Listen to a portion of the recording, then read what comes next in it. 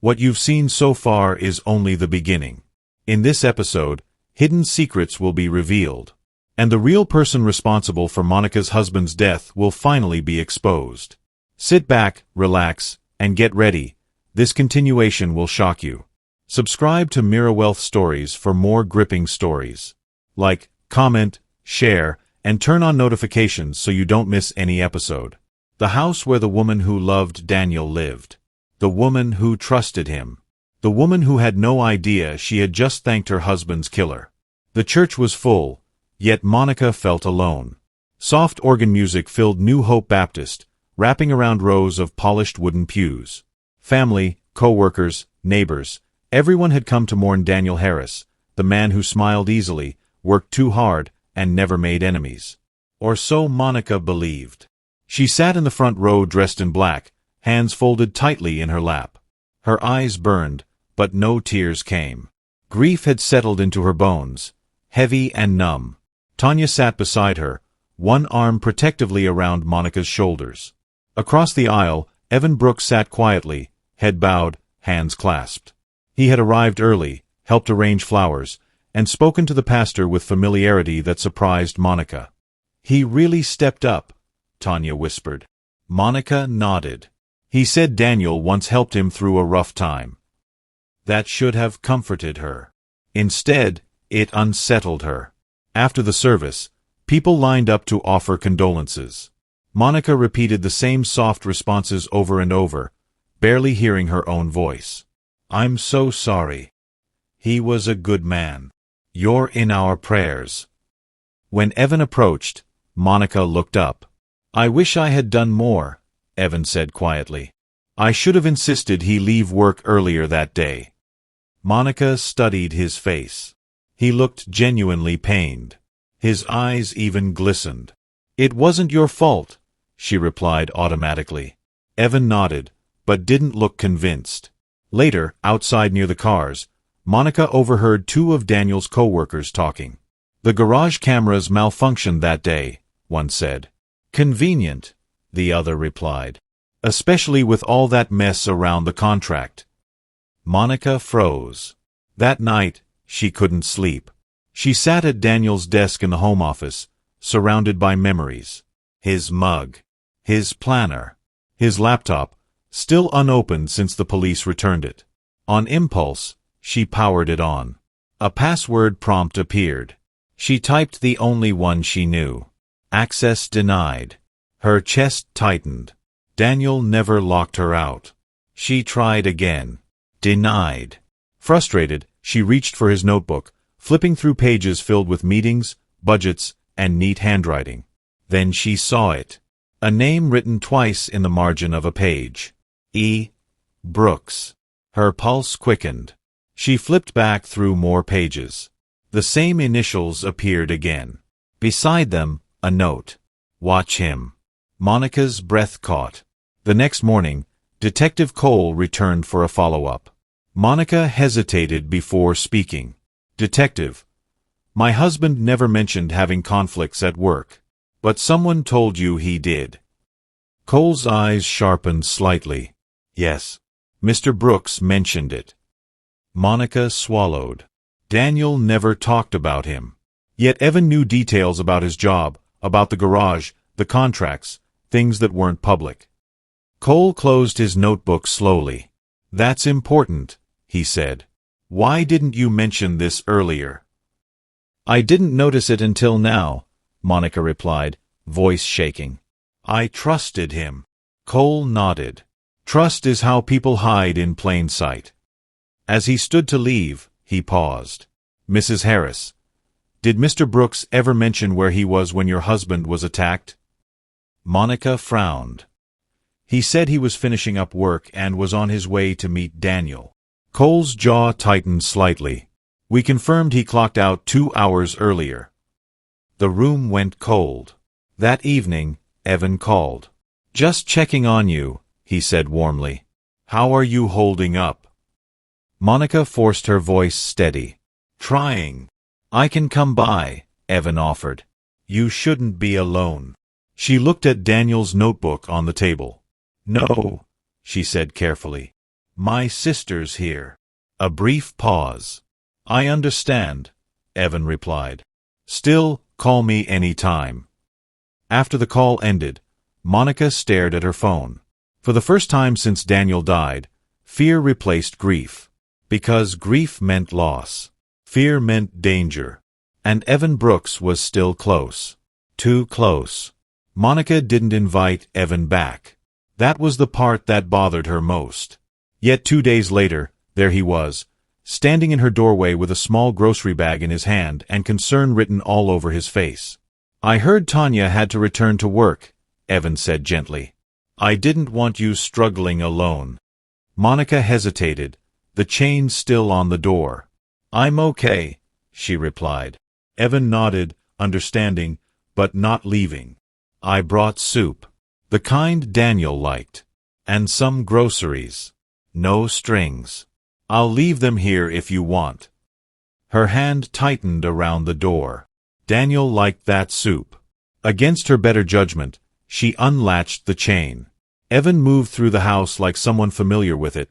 Too familiar. He knew where the bowls were. Where Daniel used to sit. He spoke about memories Monica hadn't shared with anyone. Daniel once told me, Evan said casually, that this house was the first place he ever felt safe. Monica's stomach twisted. He set the grocery bag down and turned toward her. You don't have to carry this alone, Monica. Something in his tone made her skin prickle. Still, she nodded. Thank you. That night, Monica locked her bedroom door.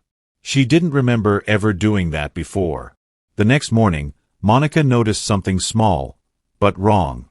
Her laptop had been moved. Just slightly. She stood in the doorway of the home office, heart racing. She was certain she hadn't touched it. When Evan walked in behind her, she didn't turn. Did you use the computer last night? She asked calmly. No, he replied without hesitation. Why? She nodded slowly. Later that afternoon, Monica visited Detective Cole without telling Evan. I think he's watching me, she said quietly. Cole didn't look surprised. We've been monitoring him too. What aren't you telling me? Monica asked. Cole leaned forward. Your husband filed a confidential complaint 2 weeks before he died, alleging financial fraud. Monica's breath caught. Against who? Evan Brooks. The world seemed to tilt.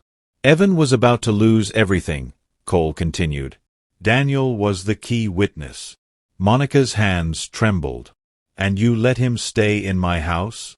Cole's expression hardened. We didn't know how close he was to you. Not until now. That night, Monica returned home with a plan. She acted normal. Grateful. Evan watched her carefully. Detective came by today, he said casually. Her pulse spiked, but she smiled. Just paperwork. Evan studied her face for a long moment, then smiled back. Good, he said. I'd hate for anyone to think the wrong thing. Monica excused herself early and locked her bedroom door again. At 2:17 a.m., she heard it. A soft click. Her door handle turning. She froze in bed, heart pounding. The handle stopped. Then Evan's voice, quiet, almost kind. Monica, I know you're awake. Tears slid silently down her face. Because now she knew the truth. And the truth was still inside her home. Monica didn't answer the door. She stayed perfectly still, lying on her back, staring at the ceiling as if it could save her. Monica, Evan whispered again, closer now. You don't have to be afraid. Her heart pounded so loudly she was sure he could hear it. After a few seconds, his footsteps retreated. The hallway fell silent. She waited. Counted her breaths.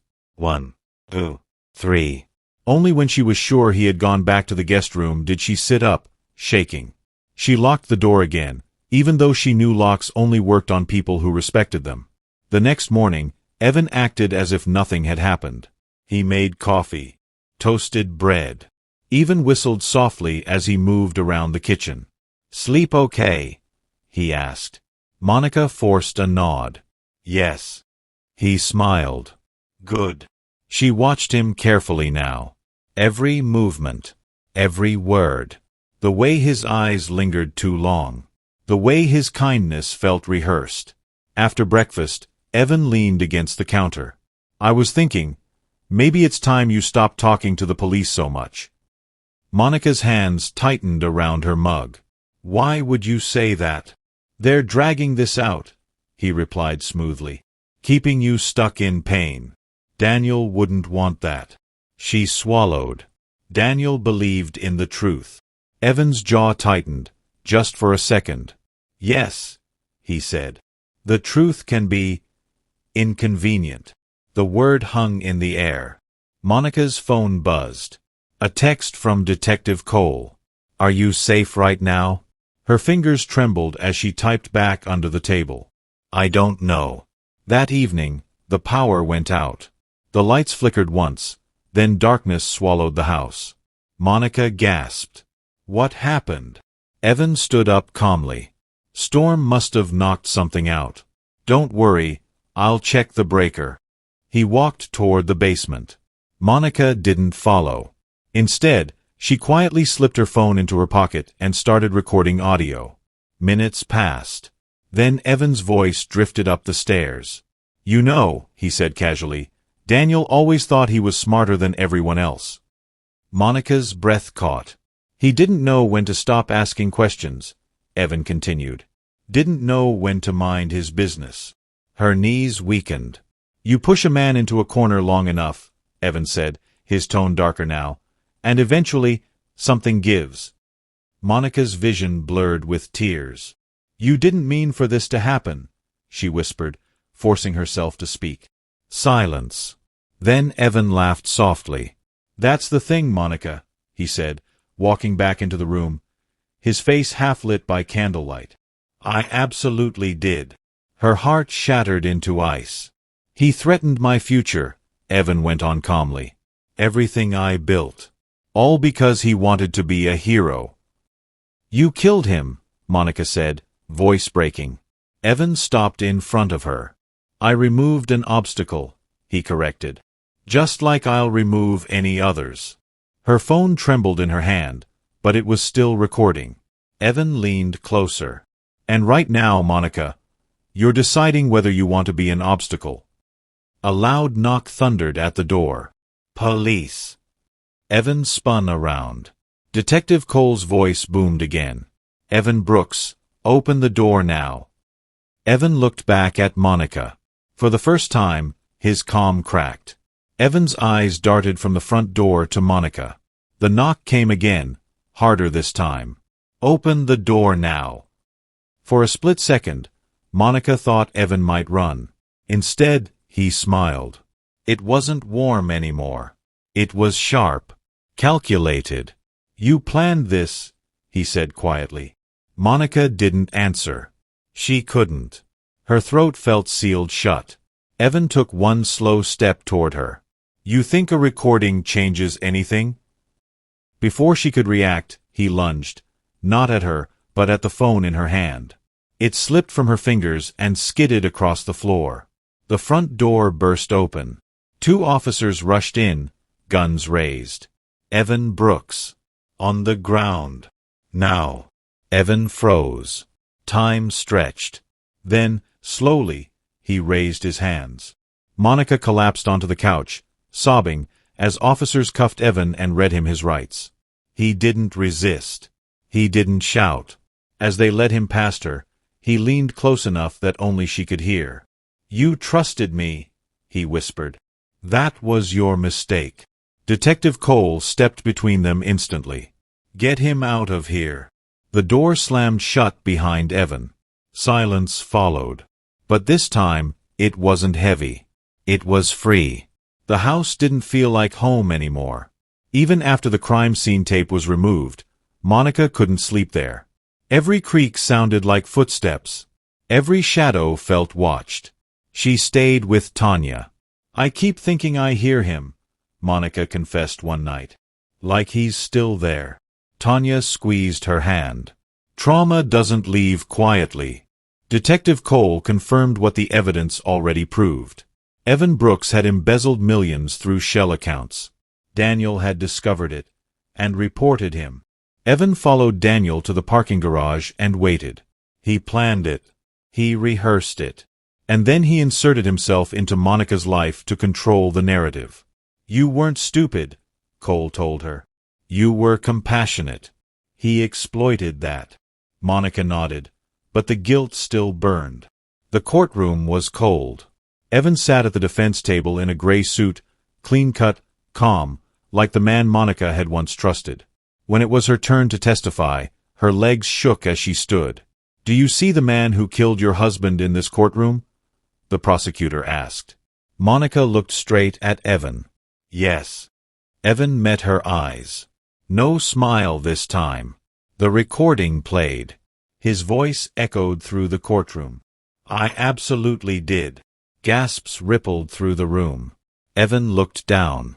For the first time, he looked small. Guilty. The word landed like a gavel on Monica's chest. Life without parole. Evan was led away, shouting now, angry, exposed, no longer in control. Monica didn't watch. She walked outside and breathed.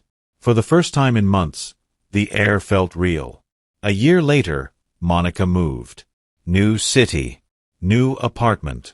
New routines. She still missed Daniel. Some nights hurt more than others.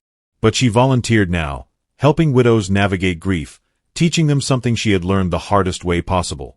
That monsters don't always arrive with violence. Sometimes they arrive with groceries, and kindness, and a smile. She placed a framed photo of Daniel on her shelf and whispered, "I found the truth."